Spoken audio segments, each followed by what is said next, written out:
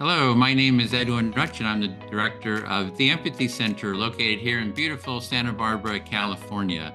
The center's mission is to build the empathy movement and to raise the level of empathy in society through education and community building initiatives.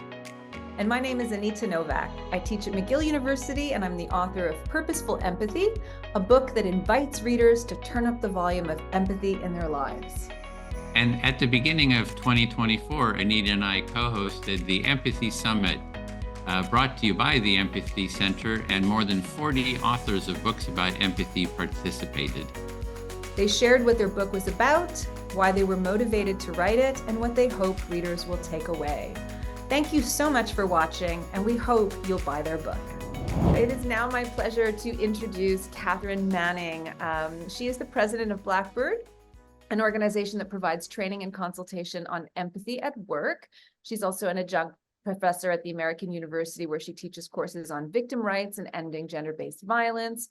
She is the author of The Empathetic Workplace: 5 Steps to a Compassionate, Calm, and Confident Response to Trauma on the Job. Please help me welcome Katharine. Over to you. Thank you so much, Anita. It's wonderful to see you. Thank you for having me and for hosting this. Thank you so much, Edwin, as well. This is such an incredible event. And thank you, Sophie. Amazing job. So you heard the title of my book. This is what it looks like. The book is, it really comes out of my work as a lawyer for many years who has worked with victims of crime. I started off a million years ago, back when I was in college, doing hotline work for domestic violence, rape crisis kind of work. And that work is what drove me to go to law school. And after law school, I ended up at the US Department of Justice, where I spent 15 years advising the department on its work with crime victims. And a couple of things became clear to me over those years. One was that people didn't need different things based on what they were a victim of. Like, it wasn't like victims of human trafficking needed wildly different support than victims of terrorism. Everybody needed to feel heard. Everybody needed some help to get back on their feet again. And then the second thing that became clear to me was that it wasn't just the victims in our cases who needed those things. It was my colleagues too. Sometimes for work-related reasons, like, they were dealing with a case that was particularly difficult. Sometimes just because they were human and they were going to have a human experience. Sometimes people were going through divorce or dealing with addiction or caring for a sick loved one.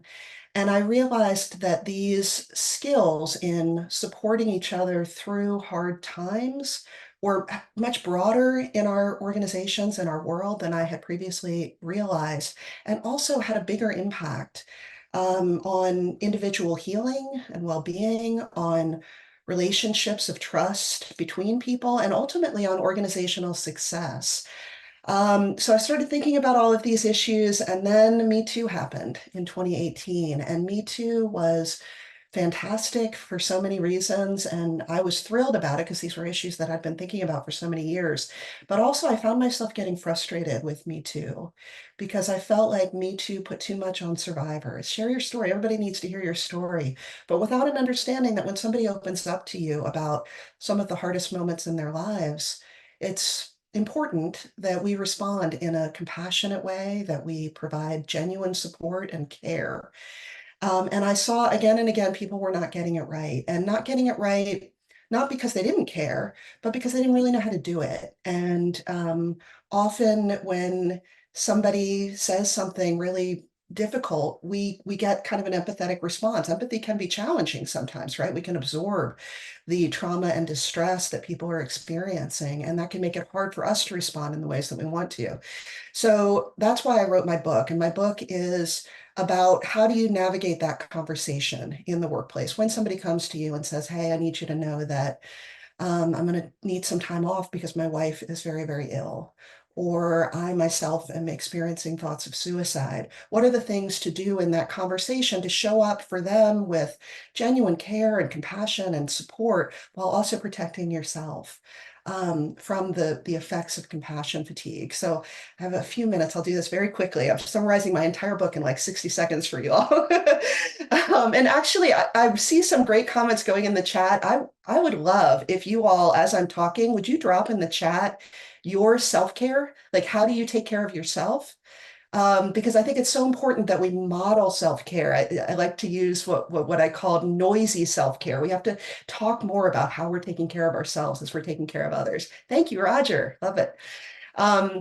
Yeah, so drop in the chat what it is that you do to take care of yourself. And if you have links or ideas or anything, please share those too. Oh, Lynn, good to see you. And I love that you're doing nature. All right, so I'm going to go through my 5 steps. The 5 steps, I have an acronym for them, which I did in part because I spent so long in government that I just kind of think in acronyms at this point, but also because I know that when somebody comes to us who's struggling, our minds go blank. So it helps to have a little bit of a map to follow. So the acronym is LASER, and I say it's the LASER technique. The steps are listen, acknowledge, share, empower, and return. So I'll go through them really fast. Listen is active listening. Active listening is more than just being quiet. It's creating the circumstances where the person feels comfortable opening up. So you're showing engagement, you're asking questions, you're nodding, you're encouraging them to go on. Acknowledgement is resist the urge to, as soon as they finish talking, jump in with your ideas and, your reframe or your problem solving. Just acknowledge that they shared something with you. Thank you. Thank you for sharing that. Or that sounds really hard. I'm sorry you're going through all that. Okay, that's acknowledge. Share information. This is something I saw with victims. Everybody wanted more information. So particularly in a workplace, if somebody is coming, for instance, to because they're concerned about an episode of workplace violence, everybody's going to want information about what happened. So we try to be as transparent as we can. The 4th step is empower, and that means giving people access to resources and supports that they want. The word is empower specifically because we're trying to make sure we're empowering them. We're not taking the power away by jumping in and fixing it for them. A great place to start is, how can I help? And then the 5th step is return. And this is both literally returning to the person to check in on them later, see how they're doing, offer ongoing support.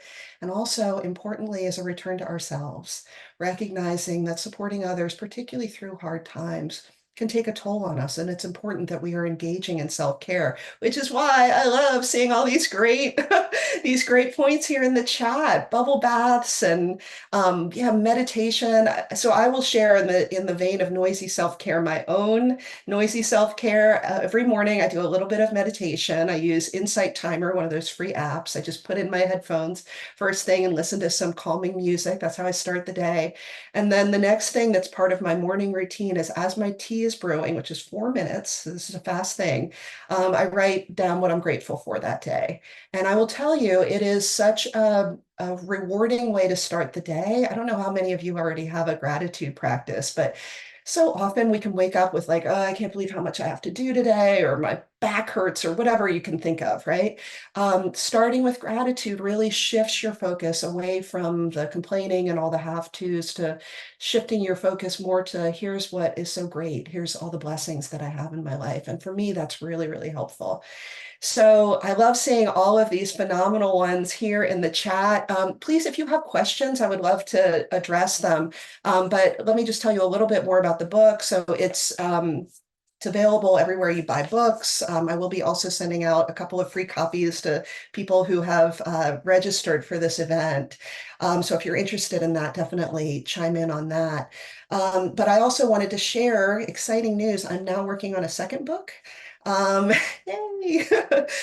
So if the first book is, how do you have a conversation with somebody at work about something challenging that they're going through, the second book is, how do you create the workplace culture where that conversation can happen in the first place. So the tentative title, still taking ideas because I'm horrible at titles. The tentative title is Building the Empathetic Workplace Toward a Culture that is Human-Centered and Trauma-Informed. Thank you. Gosh, oh my goodness. I'm just taking a quick look at the chat. I love all of these great comments. Oh, and Jana, I love what you said here about no fatigue with compassion. If it's fatigue, then it's not compassion. Yeah, I love that. That's such a great point. And I hope that you will explicate that a little bit in the chat, what you mean by that.